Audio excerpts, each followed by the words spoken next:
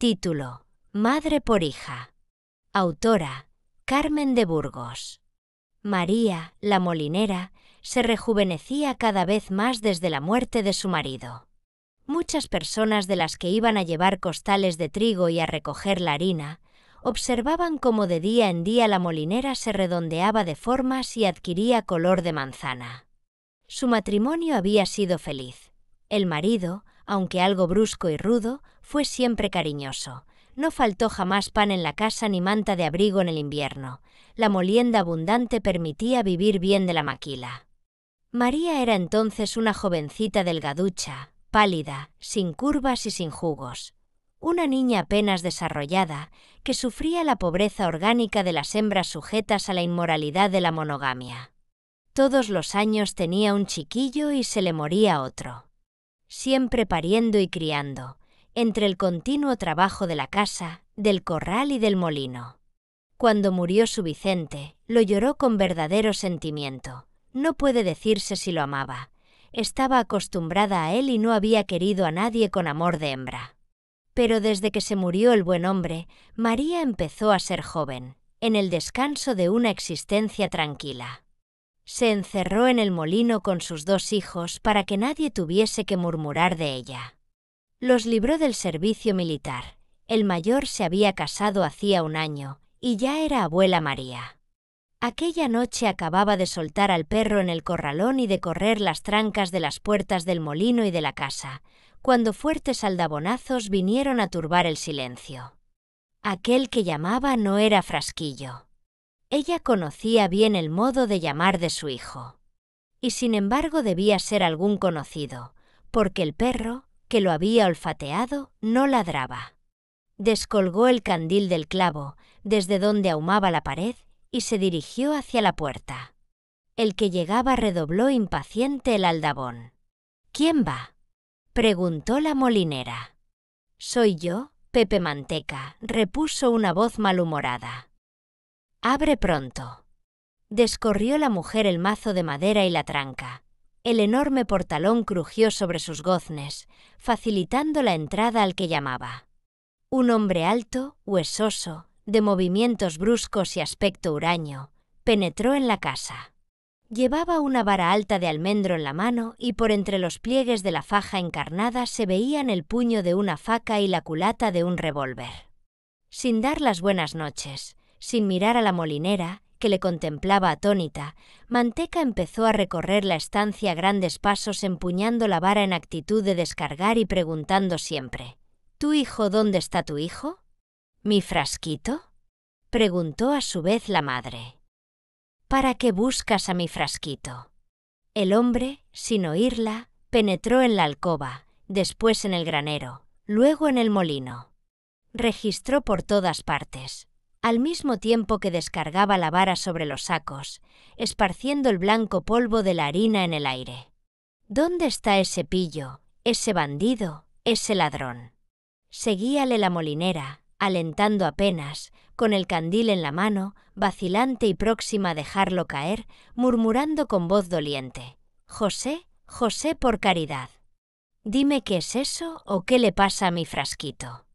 Se paró delante de ella el hombretón, se echó el sombrero para atrás y mostró sus facciones francas, abiertas, fuertemente pronunciadas y animadas entonces por una expresión de enojo. «¿Qué pasa?», preguntó con sorna. «¿Acaso no lo sabes tú?». «No, te lo juro», repuso la pobre mujer, alentando apenas. La miró con atención José, y a pesar de su enojo, la encontró hermosa. Nunca, en los muchos años que se conocían, la había visto así. El refajo, corto y ajado, se le plegaba al cuerpo, dejando dibujarse unas caderas redondas, y al descubierto una pierna y un pie desnudos, blancos y de forma irreprochable. El corpiño, desabrochado, mostraba una garganta de mármol y unos brazos fuertes, bajo el mantoncillo mal sujeto. La cabeza, libre del pañuelo con que la ocultan las mujeres del campo de Níjar desde el momento en que se casan, lucía un bosque de cabellos negros, enmarañados y bellísimos en su rebeldía, jugando sobre una carita fresca de manzana. Sin darse cuenta, José suavizó la voz. ¿Con que no lo sabes? Ese bigardo, ese Perillán, ese de tu hijo que me ha robado a mi Isabel. Irritado de nuevo, volvía a vomitar denuestos e imprecaciones. Hacía muchos años que estaba viudo, muchos. No se había querido volver a casar, por consagrar todo su cuidado a aquella niña. Él era chalán, iba de pueblo en pueblo y de feria en feria, siempre entre gitanos, entre líos, pero no le faltaban buenas monedas de oro. Su hija era una reina, ninguna tan bien cuidada como ella. No había mozuela que tuviera tantos vestidos ni mantones de Manila. Disponía en su casa, su voluntad era virgen y el padre se miraba en ella como en un espejo. Y su hija lo había abandonado. Aquella noche, al volver a la casa, la encontró vacía. Era Frasquito, el que le robó su clavel disciplinado, pero se vengaría, lo había de matar. Los juramentos más atroces salían de sus labios contra el hijo de la pobre mujer, que lo escuchaba temblando. «Cálmate, José, cálmate», le decía ella. «No han abierto ningún libro, los casaremos enseguida, yo me encargo de todo, el molino va bien y no ha de faltarles el pan». José no se resignaba, no era el casamiento de la hija lo que le producía inquietud.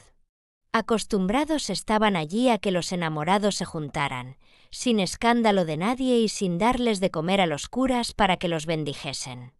Era la falta de la mujer en la casa, la necesidad de verla a su lado, de no estar solo, lo que le enfurecía. Por eso se había opuesto al noviazgo y por eso mataría al que le había quitado a su hija. «Si no está aquí», concluyó, «lo encontraré en casa de su hermano. Nada podrá librarlo». Se dirigió a la puerta. Intentó María detenerlo con su cuerpo, y se puso delante de él. «No lo mates, José, no lo mates», gimió, «ten compasión de nosotros». Y lo abrazaba con sus hermosos brazos desnudos, haciéndole estremecer al contacto de su carne. De unos 50 años, alto, enjuto, lo que se llama un buen mozo, José conservaba rasgos de una belleza varonil en el semblante, de ojos grandes y ancha frente sombreada de cabellos grises. La mujercita, menuda, redonda, le llegaba apenas a la barba y le hacía aspirar en aquel abrazo inocente todo el perfume de hembra que rodeaba su cabeza. Se desasió él bruscamente y se dirigió a la puerta. Un terror inmenso agitó a la madre. «Virgen del Carmen, va a matar a mi hijo», gimió angustiada. Dejó el candil en el suelo, metió los pies en unas alpargatas que no se entretuvo en atar, y salió al campo detrás de José, arrebujándose con el raído mantoncillo y repitiendo entre sollozos: «José, José, por caridad, detente. No mates a mi hijo. José, José, por caridad». Seguía el impasible, murmurando maldiciones y amenazas a cada tropiezo del camino. El otro hijo vivía lejos. Habían de recorrer más de 1 legua. Brillaba la luna en un cielo claro, entre las estrellas pálidas, y un ambiente otoñal envolvía el campo. Un panorama de ensueño se dibujaba a lo lejos. Los objetos se marcaban con líneas fantásticas en la sombra, que no era bastante densa para dejar de ver los matices de los rastrojos segados y de las hierbas nacientes. Dormía el pueblecillo a los pies del cerro donde se alzaba el molino cuyas aspas, paradas por falta de viento, tenían desplegadas las velas para recibir la brisa de la mañana, con el ansia de la desposada que, envuelta en velos blancos, espera el primer beso de amor. De vez en cuando el ruido de un reptil arrastrando sobre las piedras su piel de escamas o el lejano ladrido de un perro interrumpían la dulce música misteriosa de los campos. Y seguía José su carrera con la vara en la mano y las armas en la faja, sin hacer caso de la pobre mujer que, tropezando con las piedras y las cintas de sus alpargatas, le seguía siempre cayendo y levantándose, mientras murmuraba con voz suplicante: «José, José, por caridad, no mates a mi hijo».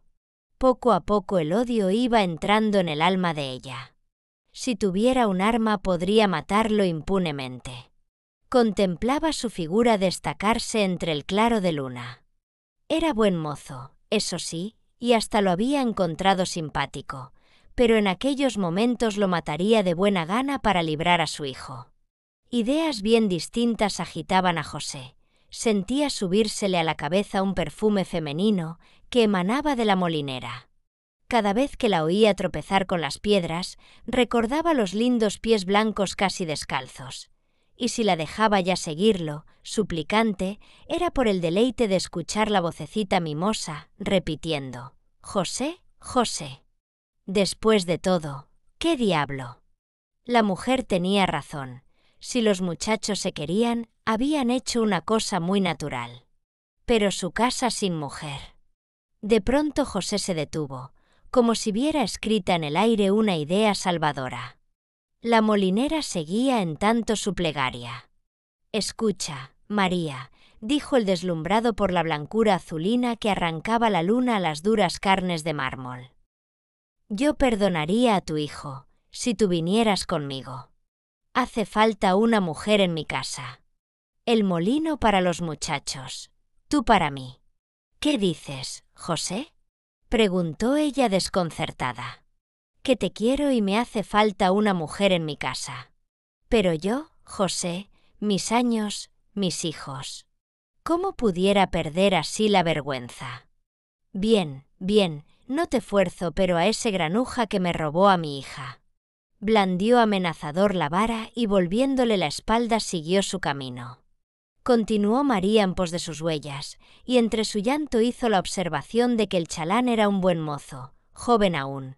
Casi le parecía que tenía razón de enfadarse así por el abandono de la hija. «José, José», llamó.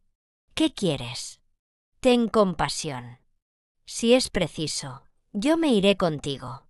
Bueno, los chicos hacen su gusto y nosotros el nuestro. Cambio hija por madre». Se acercó a la pobre mujer y la estrechó entre sus brazos. Gimió ella inclinando la cabeza, y la boca del chalán buscó sus labios rojos. Suspiró María un beso de sumisión como hembra resignada a la doble cadena de la fuerza del macho y de sus propios deseos. La luna fue la lámpara que iluminó con su luz blanca desde la bóveda azul aquel lecho nupcial de hierba y tierra. Fin. Gracias por escuchar este audiolibro. Si te gustó, deja un me gusta y comparte.